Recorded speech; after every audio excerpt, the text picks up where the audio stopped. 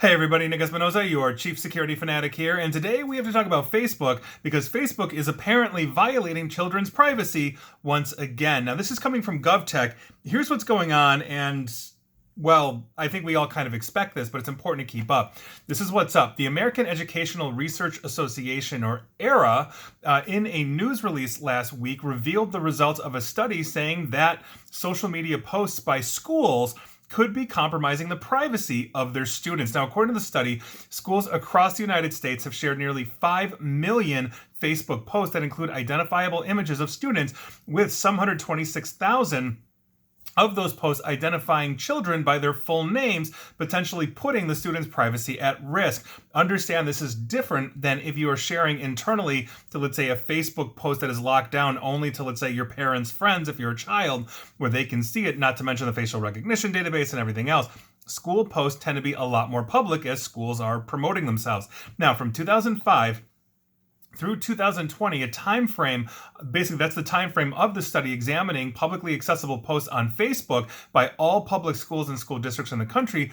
Schools published roughly 18 million posts, with frequency increasing annually. Now, the news release said that about 13.9 million of those 18 million posts include images of people of any age, leading researchers to estimate that 4.9 million had identifiable images of students. Now, this obviously is going to be a major concern as technology like facial recognition improves. And this is according to the co-author of the study, Joshua Rosenberg.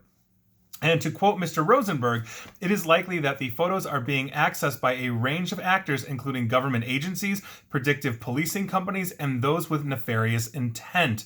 And he goes on to say, basically, where is it? Yes, the threat to privacy will continue to grow, perhaps quickly due to expanding facial recognition technology. And so this is obviously a huge problem that we have here in this country in terms of the lack of laws surrounding privacy. The European Union, for example, has the GDPR, but interestingly enough, and this is what a lot of people don't realize, is that schools oftentimes have social media policies that allow you to opt out of your basically of schools being of posting pictures of your children. That's what I'm trying to say here. It's been a long day. So if you have children that are under age of 13, basically posting them online is technically possibly a violation of the COPPA, or Child's Online Privacy Protection Act. And again, this is different than your private locked down Facebook account, although many Facebook accounts are still public for anybody to see. So if you're going on Facebook and you're looking at an account, oftentimes you can see the pictures and all those kinds of things.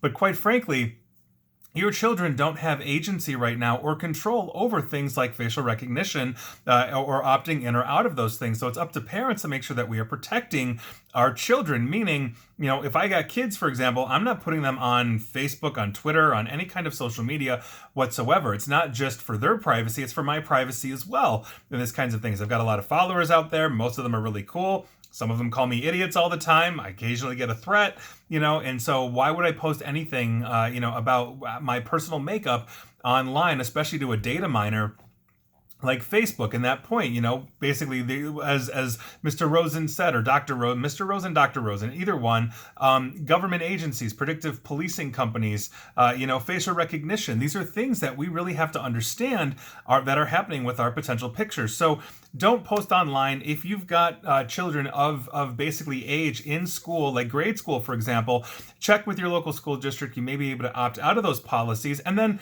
periodically check to make sure that, Mrs. Smith's third grade class, which little Johnny is in or whatever, isn't posting pictures, or they're blurring little Johnny out, or whatever your kid's name is. So I think this is important, but understand this is happening. And the last thing we want to do is have kids grow up basically sitting in government databases or other people with nefarious intent, meaning AKA possibly predators, looking at these elementary schools' public pages. And if you're running an elementary school, lock it down to only the parents. Only the parents should be able to be invited. They can be validated. You can keep that ecosystem outside of the Googles of the world, outside of the predators of the world, and on and on and on. But you're not getting away from facial recognition on anything you put into Facebook. And it's essentially a fact. And also law enforcement has access to that. And please like, share, follow me here on Facebook and Twitter at NickAESP, but don't put your personal pictures. Same with YouTube. And as always, stay safe, stay online, and please attempt to stay private. Thanks, everyone.